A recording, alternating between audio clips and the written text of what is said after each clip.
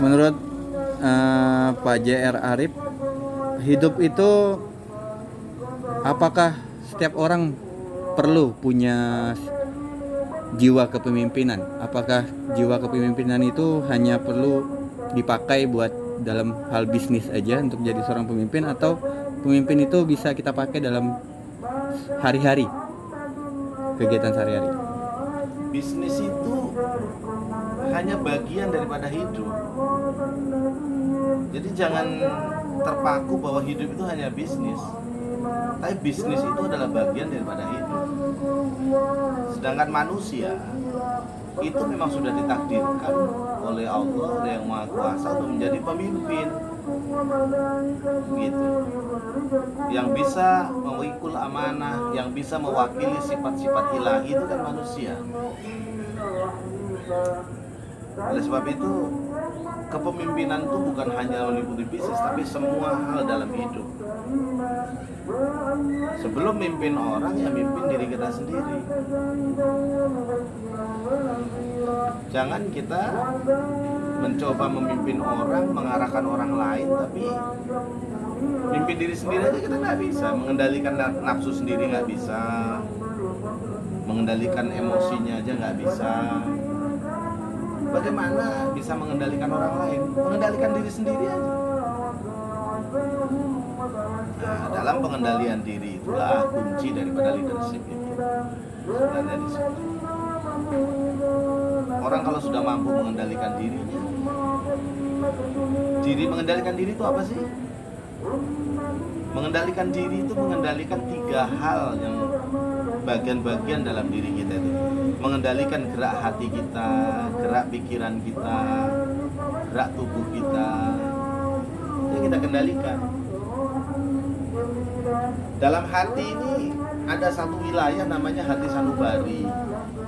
Hati sanubari itu di situ tuh tempat peperangan antara setan sama malaikat. Dalam hati sanubari.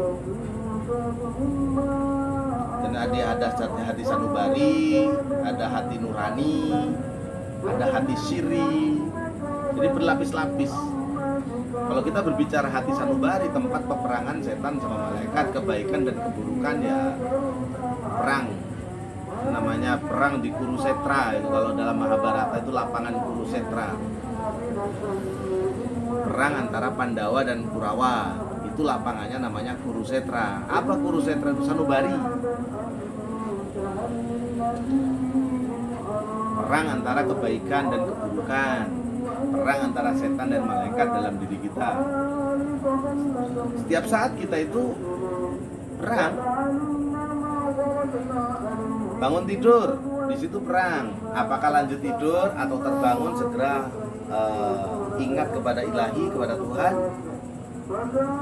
atau lebih terbawa oleh stimulus ngantuk, stimulus nikmat atau enjoynya kasur, ya tubuh ya sifatnya nafsu ya. Kalau kita mengikuti perintah malaikat kita, ya kita langsung bangun, ingat Tuhan, bersyukur, berdoa kepada Allah. Baru kemudian kamar mandi, cuci muka, mandi, air wudhu, sholat mungkin kalau yang bangun subuh dan seterusnya. Jadi maksud Pak Arif, orang yang belum bisa memimpin diri sendiri di dalam kehidupan sehari-hari itu berarti orang yang belum bisa mengatur sanubarinya dia. Bukan nggak bisa ngatur sanubari ya. Negatifnya menang, positifnya kalah. Kalau negatifnya menang, ya kita berarti nggak mampu mengendalikan diri kita sendiri. Tapi kalau positifnya menang, berarti kita mampu mengendalikan diri kita sendiri. Berarti orang-orang yang banyak maksiat, banyak melakukan kenakalan, berarti dia nggak bisa memimpin diri sendiri dan banyak negatif yang menang di dalam dirinya ya. Nafsu rendah. Ada 7 tingkat nafsu manusia. Nafsu yang paling bawah itu namanya nafsu amaroh atau nafsu rendah. Nafsu kebendaan, nafsu kebinatangan, itu namanya nafsu paling bawah. Nanti kalau itu diasah, dilatih, mendapatkan pengampunan, mendapatkan pertolongan ilahi, naik kita. Nafsu lawamah namanya. Level 2. Di situ masih ada sifat serakah, masih ada, tapi sudah ada keinginan untuk berbuat baik. Lawamah. Lalu nanti naik lagi nafsu supiah. Nomor 3 itu sudah bisa berbuat baik. Orang itu cenderung berbuat baik, menolong orang, tetapi masih terjebak oleh riya, masih terjebak oleh penghargaan dan seterusnya. Itu nafsu supiah namanya.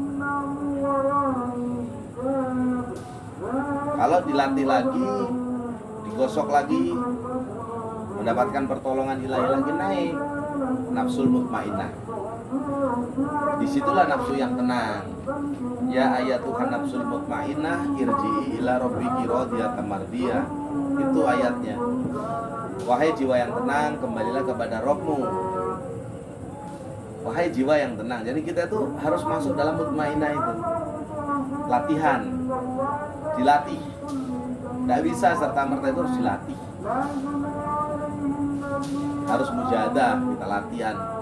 Mengingat ilahi, mengingat Tuhan. Tambah pengetahuannya, belajar, berkumpul dengan orang-orang yang baik, berkumpul dengan orang-orang yang bisa ngebimbing. Tapi intinya tuh kita mau gitu.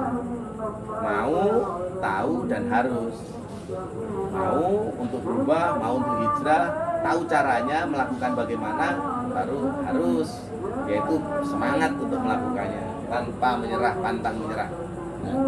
Apa hubungan pemimpin sama spiritual question? Kenapa? Apa hubungannya pemimpin sama spiritual question? Barangkali gini, spiritual itu SQ ya, Ya. kecerdasan spiritual. Hubungannya dengan pemimpin? Seorang pemimpin wajib memiliki SQ. Kalau pemimpin hanya mengandalkan IQ atau EQ, dia suatu hari nanti akan terjebak ketika harus mengayomi banyak orang. SQ itu, disitulah pengayom itu akan muncul. Seperti pohon itu, orang yang SQ-nya bagus itu seperti pohon beringin, mengayomi banyak orang. Banyak orang bernaung. Kalau SQ-nya rendah, dia hanya mengandalkan IQ dan EQ, seorang pemimpin cenderung frustasi nantinya. Kalau frustasi, maka seorang pemimpin itu akan larinya itu bukan menjadi seorang yang integritas atau bukan menjadi seorang pemimpin yang menjadi teladan. Pada akhirnya dia akan terperosok ke dalam kefrustasian itu dan dia melakukan hal-hal bodoh. Makanya banyak sekali pemimpin-pemimpin itu masuk penjara segala macam karena apa? Nggak punya SQ. Dia hanya punya IQ, pintar, sekolahnya hebat. Dia punya EQ, dia punya sosial, dia punya harta, dia punya semuanya. Tapi dia nggak punya SQ. SQ itu kecerdasan spiritual. Apa faktanya dalam aplikasinya? Kesadaran. Memiliki sebuah tingkat kesadaran. Kalau nggak punya SQ ya kita lemah, pasti nggak balance. SQ-nya lemah, nggak balance.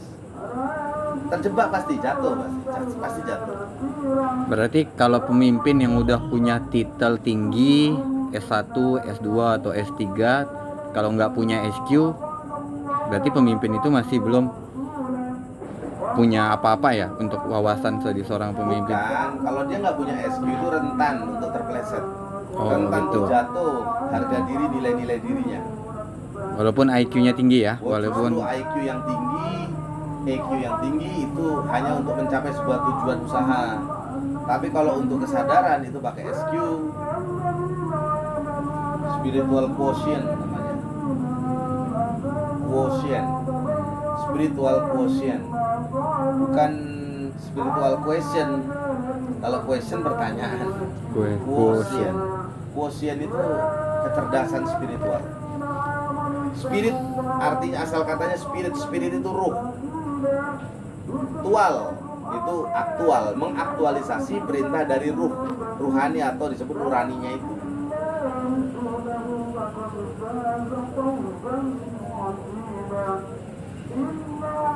Gitu ya?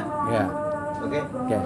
Jadi itu malam ini kita bahas tentang leadership, bahwa leadership itu penting, bukan hanya soal IQ atau emosional aja atau tentang uang aja, tapi kita harus punya spiritual question. Terima kasih Bapak Arif. Selamat malam. Ngopi dulu. Ngopi dulu.